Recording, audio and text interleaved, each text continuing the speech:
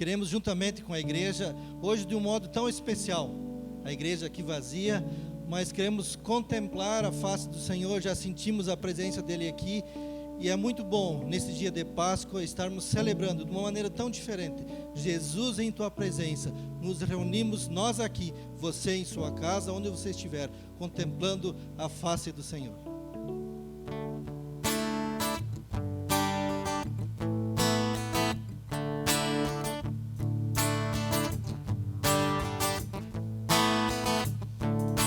Jesus, em tua presença, reunimos-nos aqui, contemplamos tua face e rendemos-nos a ti, pois um dia tua morte trouxe vida a todos nós e nos deu completo acesso ao coração do Pai.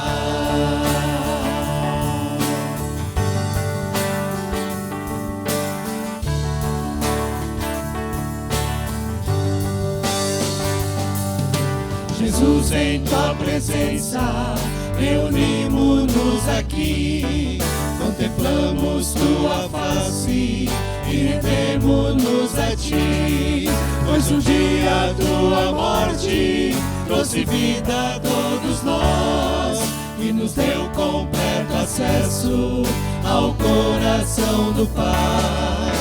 O véu que separava já não separa mais, a luz que outrora apagada agora brilha e cada dia brilha mais,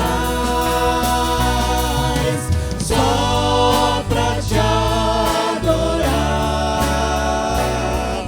e fazer teu nome grande e te dar o louvor que é devido. Estamos nós aqui.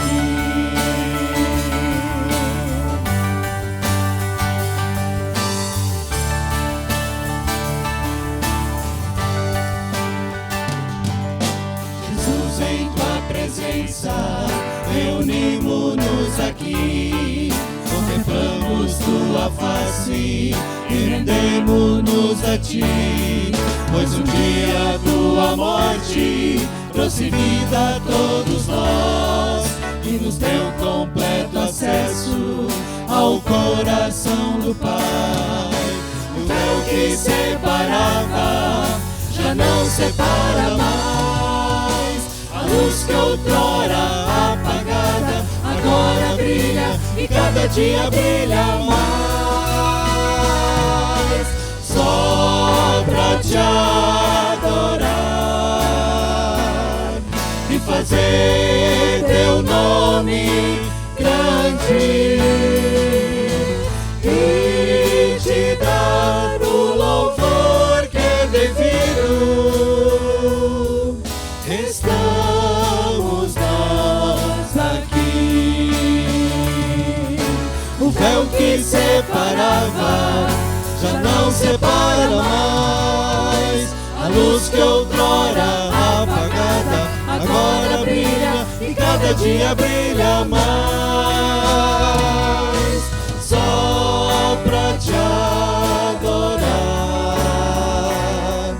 e fazer teu nome grande e te dar o louvor que é devido.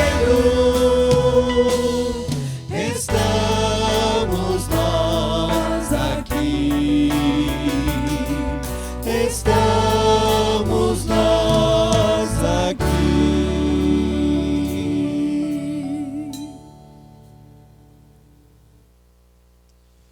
Olá, igreja, como estão? Acredito que todos devem estar entediados já, cansados, preocupados, e ainda mais esse momento de Páscoa, né, onde remetemos e lembramos da esperança que Cristo nos dá, através da sua morte e ressurreição. Devemos continuar lembrando dessa esperança. 1 Pedro, capítulo 1, versículo 3 diz: Bendito seja o Deus e Pai do nosso Senhor Jesus Cristo, que segundo a sua grande misericórdia nos regenerou para uma viva esperança, mediante a ressurreição de Jesus Cristo dentre os mortos. Essa é a esperança que nós devemos ter, não só agora por causa da Páscoa, não só agora porque estamos comemorando essa data, que para mim é a data mais importante do calendário cristão, mas porque essa esperança nós temos ela dia a dia. As misericórdias, elas se renovam dia a dia. Jesus Cristo, Ele é presente, Ele é vivo, Ele faz diferença em nossa vida. Por isso, nesse tempo de luta, de dor, de tristeza, de isolamento, fiquem firmes em Jesus Cristo, porque é Ele que nos dá a completa esperança. Que Deus abençoe a cada um de vocês e uma feliz Páscoa, que possamos, talvez num curto tempo, nos unirmos, voltarmos a ter a nossa celebração, nosso culto, nosso momento, para juntos termos a comunhão, que hoje apenas se torna pouca ou apenas digital. Que Deus abençoe a cada um de vocês. Amém. E nós estamos com alegria de celebrar ao Senhor. O Senhor que ressurgiu, o Senhor que transformou a minha vida, as nossas vidas. E nós podemos dar glórias a Ele, porque agora a nossa alegria é crer no bom Deus e depender dEle para andar, para passar pelas situações que estamos vivenciando. O nosso prazer é estar na presença do Senhor e celebrar a Ele, não importando as circunstâncias, mas o nosso coração voltado para Ele, celebrando a Ele, pela sua misericórdia, pela sua graça que nos alcançou.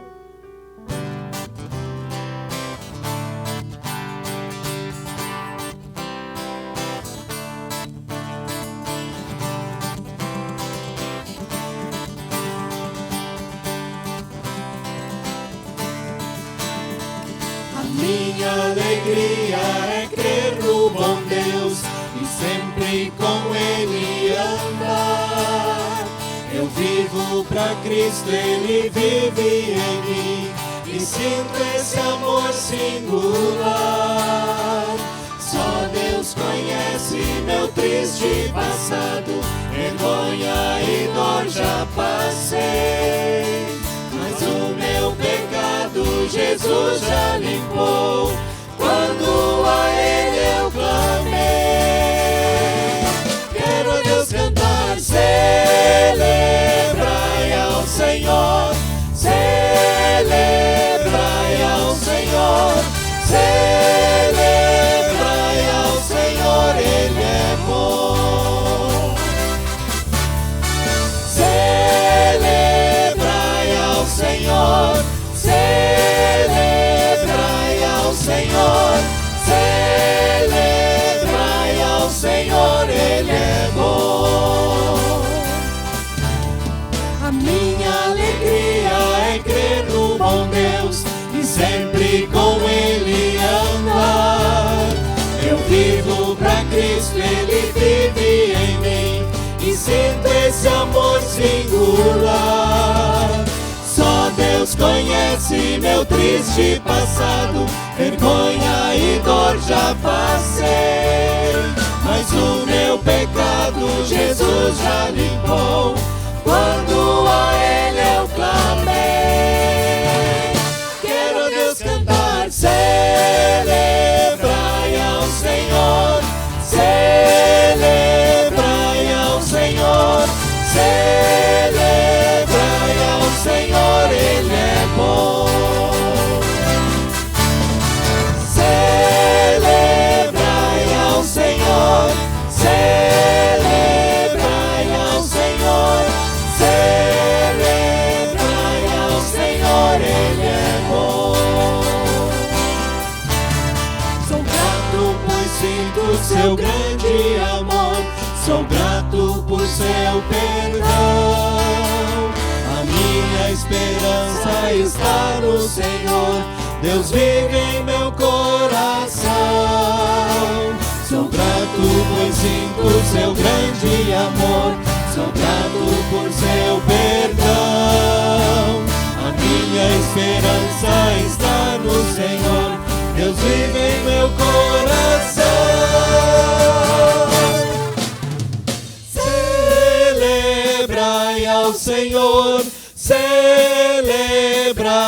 ao Senhor, celebrai ao Senhor, Ele é bom. Celebrai ao Senhor, celebrai ao Senhor, celebrai ao Senhor, Ele é bom. Celebrai ao Senhor, celebrai ao Senhor, celebrai ao Senhor, Ele é bom. Deus é bom, Deus é bom.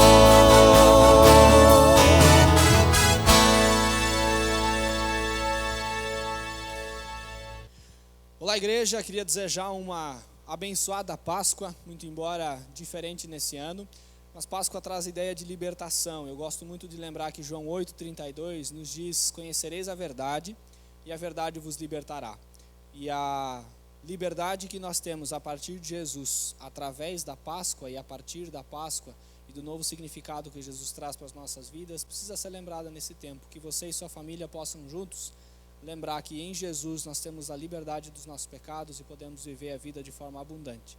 O desejo sincero é que você tenha uma abençoada Páscoa e uma feliz Páscoa com Jesus. É o meu desejo e um abraço que será entregue quando puder. Que Deus abençoe a todos. E hoje é um dia tão especial para todos os cristãos. É um dia que celebramos a ressurreição do Filho de Deus. E por isso nós convidamos você em sua casa a entoar esse cântico tão lindo. Por quê? Porque Ele vivo está. Você pode crer no amanhã. E convidamos você a juntos comemorar esse dia tão festivo para nós cristãos, porque Jesus morreu por mim e por você. Está nos esperando na glória.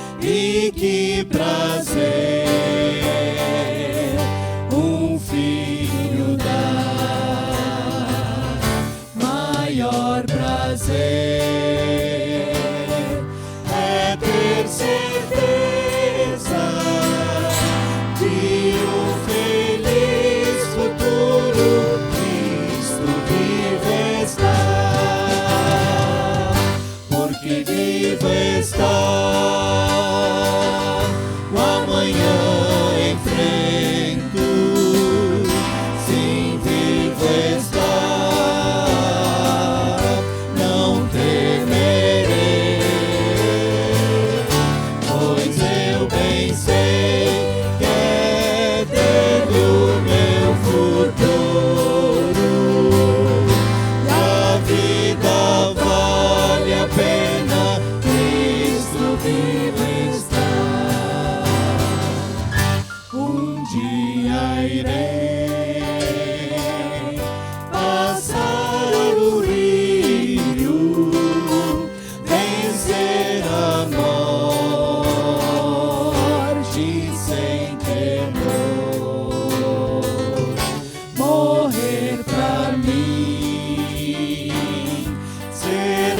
vitória, verei a glória de Jesus, meu Salvador, porque vivo está. O amanhã enfrento, sim, vivo está. Não temerei, pois eu bem sei que é dele o meu futuro. Minha vida vale a pena, Cristo vivo está.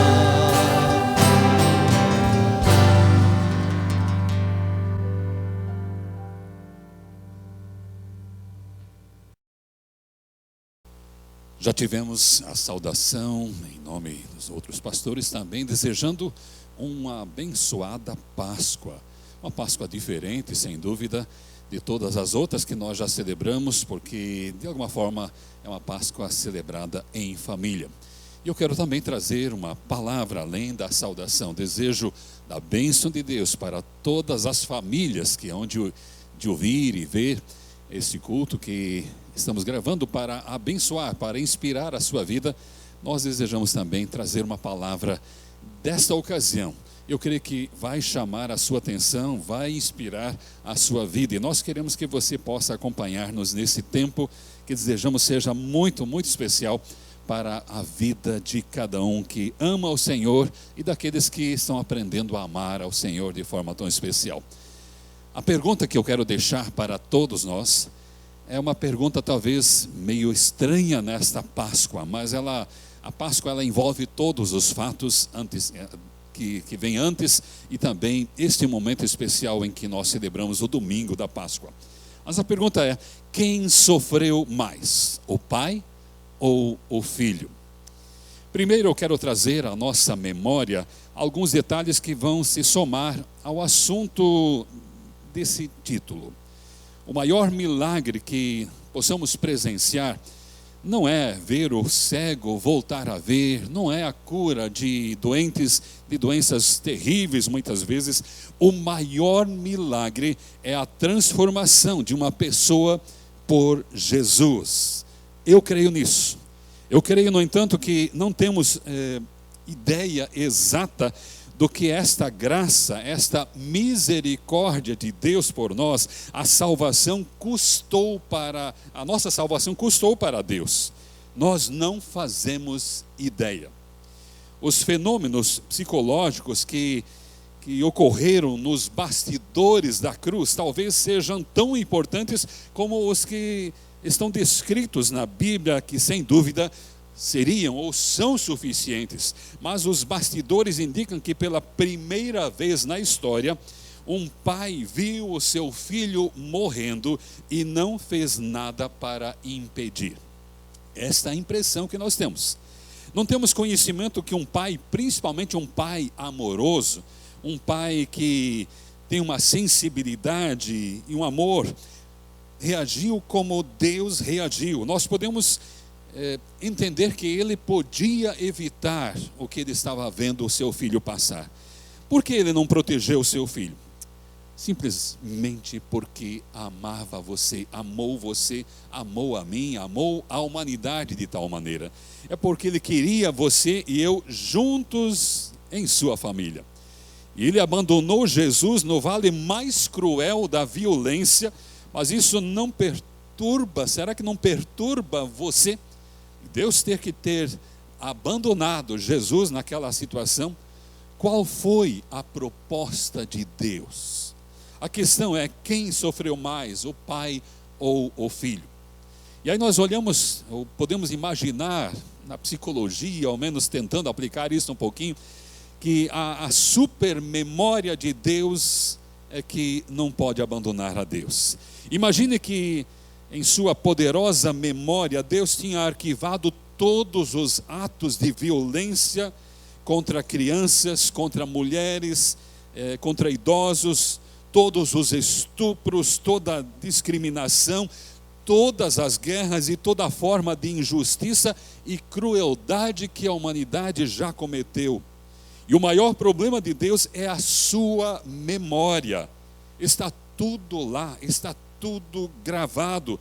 E não estou falando apenas da teologia aqui, não estou querendo colocar também a psicologia à frente da teologia. O que a Bíblia fala, o que a Bíblia traz, nos dá a capacidade, a possibilidade de olharmos um pouco além das letras e percebermos algumas coisas interessantes que podem ter se passado. Tem gente que corta relacionamentos com pessoas por qualquer bobagem, por qualquer atrito. Eu não sei como funciona a memória de Deus, mas nós podemos imaginar que a sua capacidade de registro é incomparavelmente maior do que qualquer supercomputador que possamos trazer à nossa mente. A memória de Deus registra tudo.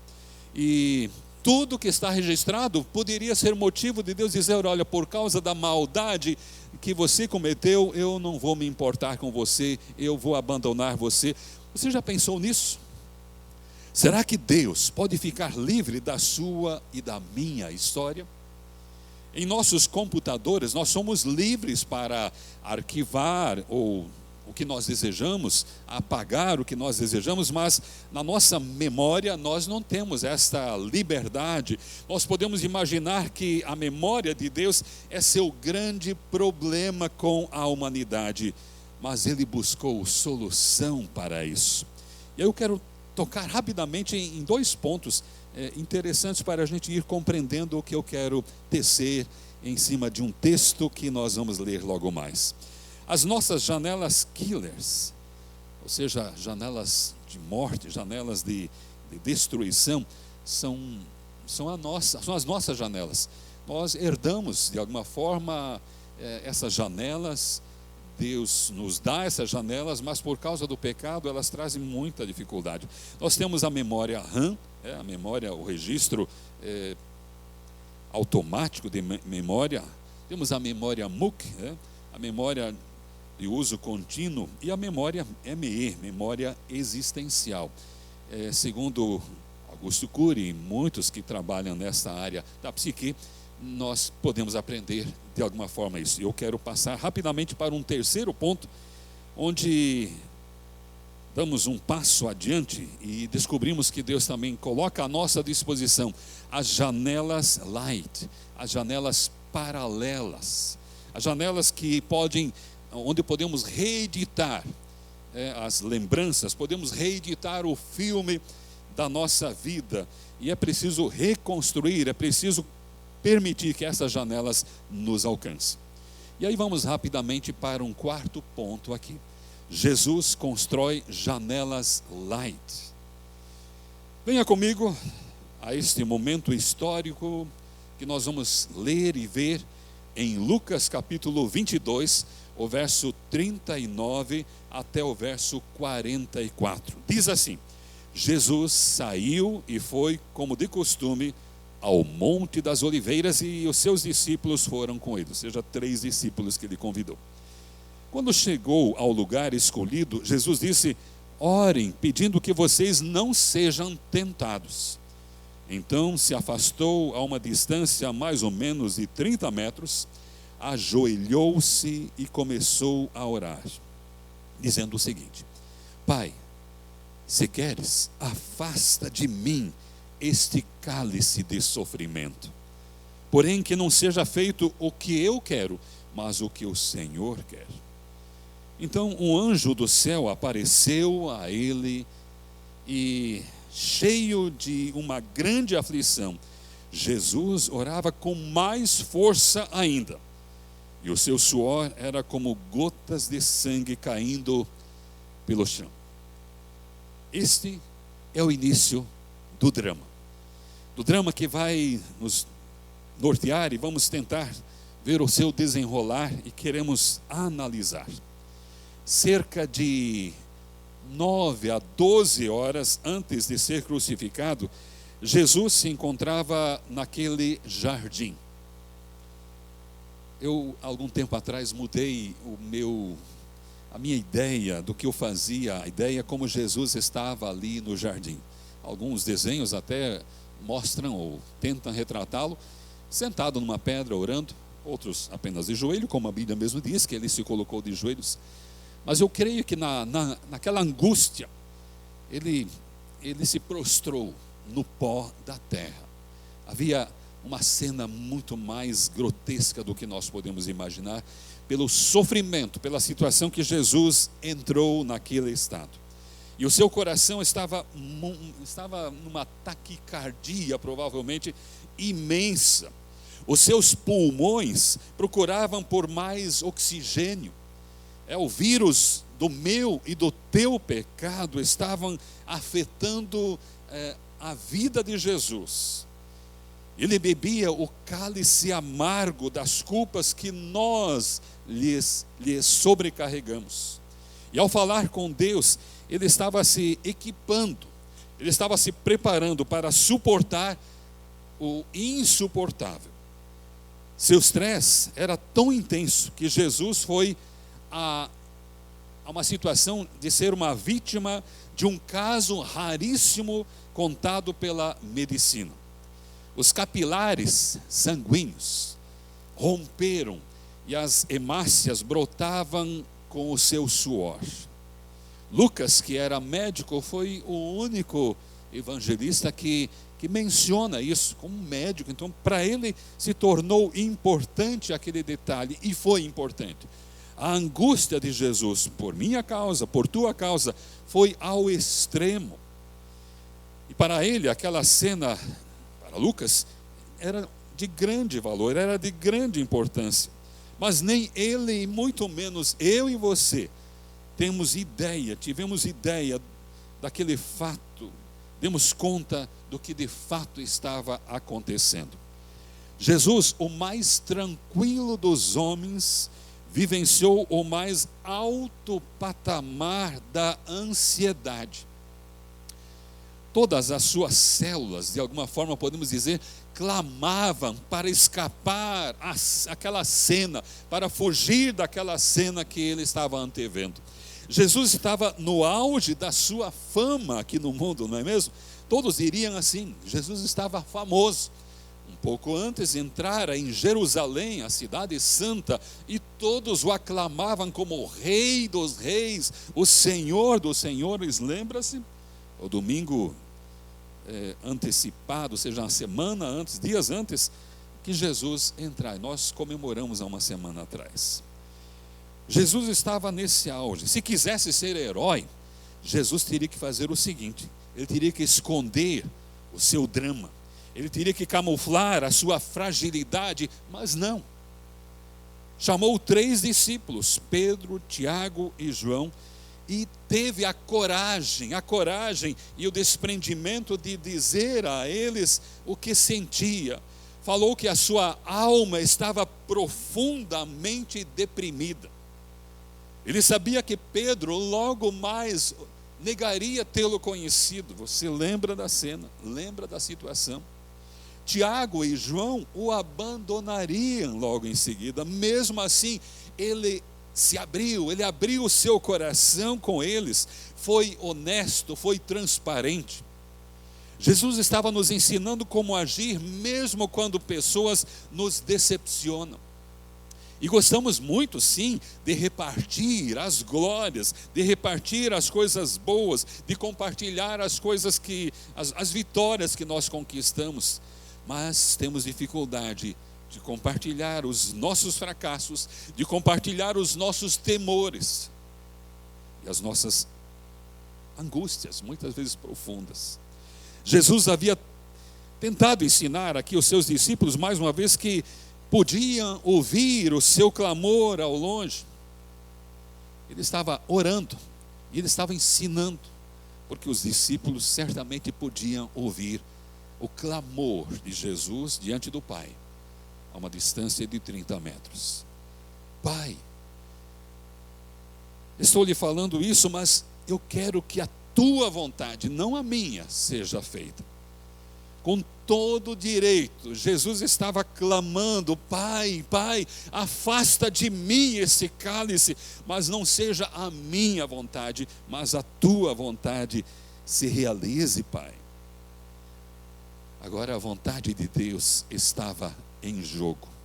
Se Deus quisesse, Ele poderia desistir do plano. Jesus, no Jardim das Oliveiras, vivenciou e repregou todos os conceitos daquele sermão da montanha. Estava no Jardim das Oliveiras, árvores que produzem as azeitonas. E naquele cenário, Jesus, como azeitona, estava sendo espremido, estava sendo prensado, e ele iria produzir o melhor dos azeites, podemos assim ilustrar. O mestre da vida foi prensado pela dor para reciclar a memória de Deus.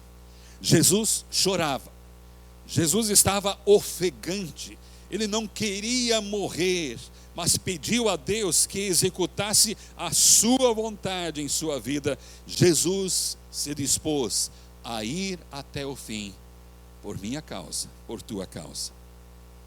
Para agradar a Deus o Pai, o Filho teria que amar quando odiado, incluir quando discriminado, perdoar quando escarnecido. Jesus tinha uma tarefa que nenhum ser humano realizou tão bem como ele realizou. E aí nós vamos para um último ponto, que eu talvez possa me demorar um pouco mais, mas é importante a gente refletir nisso.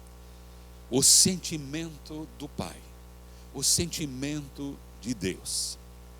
O Filho, Jesus, trouxemos aqui uma pequena ideia do que possa ter sido o sofrimento de Jesus. O que podemos imaginar que aconteceu com Deus no momento em que Jesus Cristo, seu amado Filho, sofria e morria? Que fenômenos atingiram a mente desse pai que o Filho descreveu tão bem no alto da montanha anteriormente? Enquanto Jesus gemia por causa das terríveis dores que sofria, e nós não queremos retratar aqui a situação, mas imagina alguém pendurado pelos punhos, pregos ou com cravos, certamente já estavam causando tétano nos pulsos e nos pés, e com todo o peso, o seu corpo ali. Qual é o sofrimento que a gente pode imaginar? Só isso, fora o que já tinha acontecido.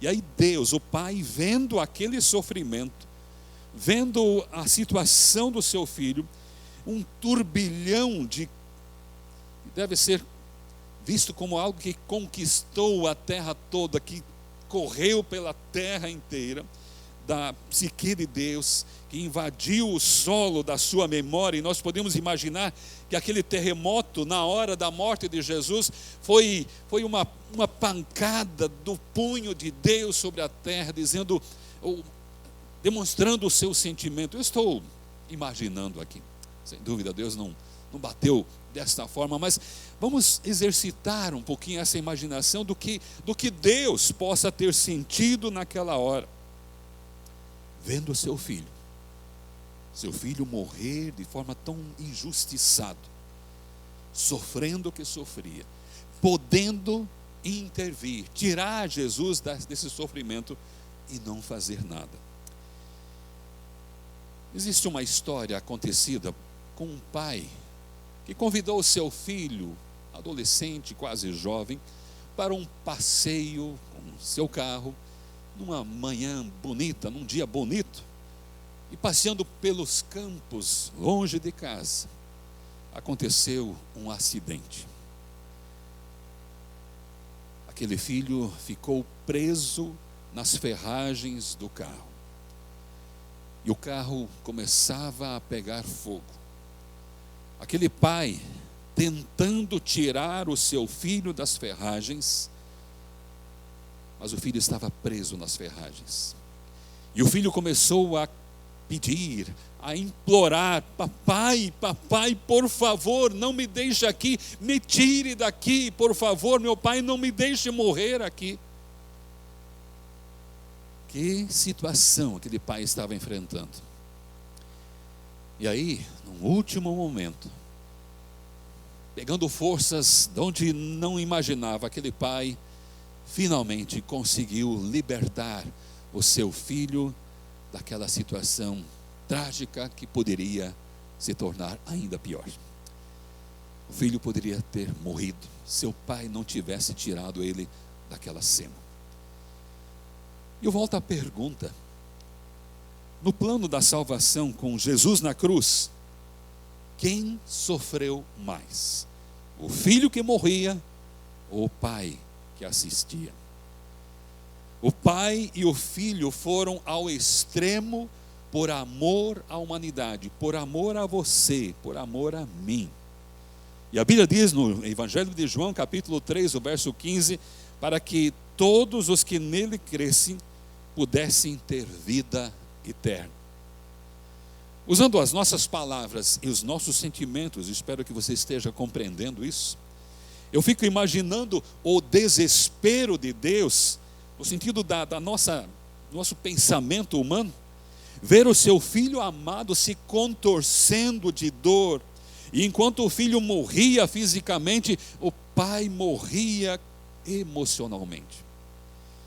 Aquelas 6 horas de crucificação foram as mais longas, ou foram, nós podemos imaginar, eu estou apenas no imaginário, foram mais longas do que toda a eternidade para Deus. Aquelas 6 horas de crucificação foram terríveis demais. E aí Deus teve que ouvir do seu filho lá na cruz a expressão que talvez doeu mais ainda: Deus meu, por que me abandonaste? Nunca um pai abandonou um filho querido num momento extremo, ainda mais que poderia tirá-lo dessa situação. E as cenas indescritíveis penetraram como um raio na memória sofisticadíssima de Deus, causando um vendaval sem precedentes. Foi inesquecível. Enquanto o filho morria, Deus, o Pai, se expôs ao máximo aos estímulos estressantes, estou falando no jeito de a gente querer entender, e viu passar em sua mente o filme cometido, elaborado por todos nós. Um filme com todos os nossos erros, com toda a nossa violência, com toda a falsidade, com toda a discriminação, com todas as ambições tortas cometidas pela humanidade em todos os tempos. E só o sacrifício do ser mais puro poderia nos resgatar. E mesmo assim, quando Jesus estava no ápice da dor física, da dor emocional, e por que não dizer espiritual, porque afinal de contas ele carregava agora os meus, os teus, os nossos pecados, e isso fazia com que Jesus se sentisse abandonado por Deus, ou seja, por causa do pecado nós não podemos ter comunhão com Deus, e Jesus estava se sobrecarregando, estava sendo sobrecarregado com os meus pecados, e Jesus sentiu a angústia que cada pessoa deveria sentir por causa dos seus pecados, a angústia de estar separado de Deus, de ficar separado de Deus por causa do pecado. Eu não sei se isso lhe chama a atenção, se isso te move, te comove de alguma forma. Mas aí chegamos numa cena, numa situação imaginária também, mas de alguma forma nós podemos perceber que no contexto havia alguma coisa acontecendo, ou poderia acontecer alguma coisa. Deus, o Pai, chegando ao limite, nós podemos dizer, humanamente falando, não suportando mais, não que Deus não suporte as coisas, ainda mais por amor a você. E aí, eu estou imaginando, e você pode imaginar comigo, Deus estava pensando em desistir do plano. Eu apenas estou imaginando. Que tristeza, que desastre seria isso para nós. Mas eu posso imaginar isso, Deus não suportando mais. E nós quase que percebemos Jesus percebendo esse sentimento ou essa possível ação de Deus. não estou afirmando isso, estou imaginando. E aí Jesus começa a falar lá na cruz: Pai, por favor, papai, não faça isso. Não faça isso, não desista. Pai, perdoa eles, perdoa toda essa gente. Eles não sabem o que estão fazendo. Pai, não desista, eu não estou desistindo. Está lá em Lucas capítulo 23, o verso 34, essa expressão que não é tão simples como parece, ela é muito mais profunda, e nós podemos imaginar que é muito mais profunda assim. Provavelmente aqui foi a primeira vez na história em que um ser humano mutilado, esmagado pelo sofrimento, conseguiu abrir as janelas da memória e construir pensamentos com tal maestria e se preocupar com as pessoas que o torturavam, pedindo: Deus, Pai, perdoa eles. Jesus defendeu todos os seres humanos diante de Deus naquele momento. E nós podemos ler nas entrelinhas Jesus dizendo: apesar de tudo, eu os amo, e eu sei que o Senhor também ama todas as pessoas, apesar de eu estar sendo tratado como o mais terrível dos homens. Tu és o Pai nosso. Não se importes comigo, se importe com eles. Pai, pense na humanidade. Pense no Almir, pense no Lucas, pense na Maria, pense no José, pense no Pedro. Jesus estava como se fosse o filho preso entre as ferragens daquele carro, daquele acidente, sangrando, pedindo para o Pai não salvá-lo, dizendo para o Pai: te protege porque algo ruim pode acontecer. E recomendou que o Pai cuidasse bem dos seus irmãos. Imagina, mas não foi assim com aquele caso. Mas Jesus está dizendo: Pai, me deixa aqui. É para isso que eu vim, é para esta hora. Jesus mesmo falou isso: é para esta hora que eu vim ao mundo. E todas as frustrações e todas as decepções causadas pelos seres humanos ficaram pequenas. Agora Deus pode dizer e pode dizer a nós: de suas terríveis falhas nunca mais me lembrarei. E a gente pergunta: como Deus pôde esquecer delas? Se eram tão gritantes, e todo pecado é gritante para Deus. Para nós é impossível deletar detalhes da nossa memória. Deus também não deletou nada. Ele reeditou tudo em Cristo. Há uma mudança nessa compreensão. E ao gritar a plenos pulmões para Deus perdoar os seres humanos que zombavam dele, que o matavam, dizendo que eles não tinham ideia do que estavam fazendo, Jesus compreendeu o incompreensível. E eu quero concluir lembrando o seguinte: a partir desse acontecimento, toda vez que um ser humano peca, toda vez que um ser humano erra, mas se apresenta diante de Deus através de Jesus Cristo, por meio de Jesus, a única forma de acessarmos a Deus, as falhas desse ser humano, dessa pessoa, são esquecidas pelo próprio Deus. Há uma reedição. Se Deus perdoou os torturadores do seu próprio filho, quem pode escapar ao alcance do seu amor?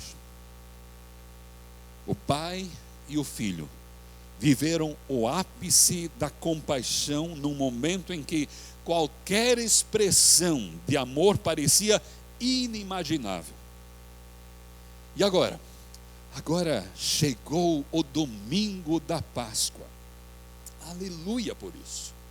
Jesus ressuscitou vitorioso e junto com o Pai entra em todas as casas nesta Páscoa também, entra em todos os lugares para uma refeição com a tua família.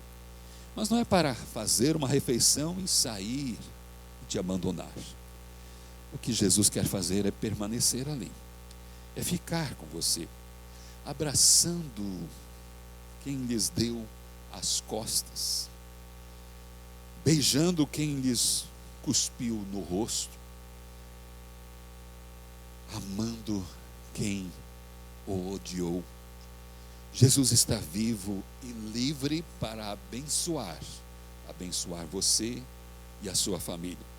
E nós podemos dizer, só os livres, como Jesus, são apaixonados pela humanidade, por mais que ela seja do jeito que ela é. Só quem ama assim é capaz de resgatar e trazer de volta para os braços do Pai seres tão rebeldes como nós e tornar-nos em filhos amados que o Senhor chegou a declarar em alto e bom som: nada e ninguém pode arrancar esses filhos dos meus braços. Ele quer muito lhe dar vida eterna. Ele quer dar a você o melhor. Deus e Jesus não teriam se disposto a fazer o que fizeram se apenas não tivessem mais interesse, ou não tivessem nenhum interesse em nós, ou se achassem que não valia a pena. A pergunta a ser respondida não é quem sofreu mais. A pergunta que precisa ser respondida é se você deseja o perdão que Deus oferece com todo o sacrifício que Ele fez por você. Deus prometeu e cumpriu o plano do resgate. Viva a maior e melhor Páscoa da sua vida. Deixe Deus libertar você da terrível escravidão do pecado. Desejo que esta seja a Páscoa da sua vida. Não porque estamos vivendo o isolamento social, mas porque Jesus quer estar com você, quer se associar com você e sua família nesta Páscoa e todos os dias da tua vida. Desejamos que neste isolamento que infelizmente estamos tendo que passar para nos proteger do vírus, do coronavírus, a gente descubra que Jesus morreu por causa do nosso vírus, o vírus do pecado, para destruir de uma vez por todas o seu poder sobre a vida eterna das pessoas e trazer-nos para bem perto, bem juntinho de Deus para sempre. Que Deus nos abençoe e esta Páscoa seja de fato abençoada sempre e sempre, todos os dias da tua vida. Que Deus nos abençoe. Quero orar com você ainda neste momento, e bem perto de você, bem perto ali onde você está na sua casa. Querido Pai, é tão bom a gente poder ter esse contato. Pai, nós não sabemos por que tudo isso está acontecendo no mundo, mas nós temos já alguns paraquês. Teu povo tem se unido, teu povo tem te buscado, e talvez muita gente que nunca te buscou, está te buscando como nunca antes. Revela-se a essas pessoas. E que esta Páscoa em família seja marcante para a vida de cada pessoa. E que logo, logo a gente possa se encontrar, possa se abraçar. Mas nesse momento eu quero pedir que o Senhor mesmo venha, esteja ali, abraçando cada pessoa, estendendo a tua mão, compartilhando este amor que tens revelado de uma forma tão profunda, e que foi tão cruel para o Senhor. Mas muito obrigado, porque o Senhor não permaneceu na morte, o Senhor ressuscitou, e nós celebramos a Páscoa, a libertação da nossa vida para a eternidade. Nós saímos da condenação para a liberdade no Senhor Jesus. Muito obrigado por isso. Abençoe cada família, abençoe e guarde, e que todos tenhamos o cuidado necessário nesse tempo tão especial. Eu oro em nome de Jesus, o nosso Salvador. Amém e amém. Essa maravilhosa graça do Senhor em ter dado o seu Filho para morrer por nós, e Ele vivo está.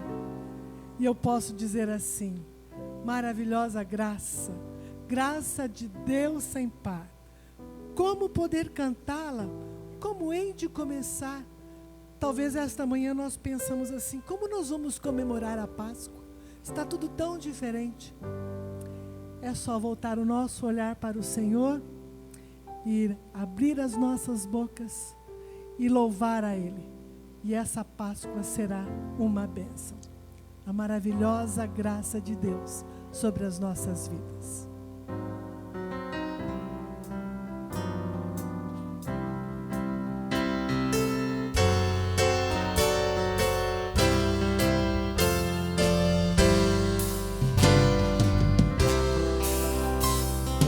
Maravilhosa graça, graça de Deus sem par, como poder cantá-la, como hei de começar? Ela me dá certeza e vivo com firmeza pela maravilhosa graça de Jesus. Graça, que maravilhosa graça, é imensurável e sem fim. É maravilhosa, é tão grandiosa, é suficiente para mim. É maior que a minha iniquidade, é revelação do amor do Pai. O nome de Jesus engrandecer e a Deus louvar. Maravilhosa graça, traz vida perenal, por Cristo perdoado, vou à mansão real. Hoje eu sou liberto, vivo de Deus bem perto, pela maravilhosa graça de Jesus. Graça, que maravilhosa graça, é imensurável e sem fim. É maravilhosa, é tão grandiosa, é suficiente para mim. É maior que a minha iniquidade, é revelação do amor do Pai. O nome de Jesus engrandecer e a Deus louvar. Maravilhosa graça, que ricas bênçãos traz, por ela Deus transforma, dá vida eterna e paz. Sendo por Cristo salvo, faço do céu meu alvo, pela maravilhosa graça de Jesus. Graça, que maravilhosa graça, é imensurável e sem fim. É maravilhosa, é tão grandiosa, é suficiente para mim. É maior que a minha iniquidade, é revelação do amor do Pai. O nome de Jesus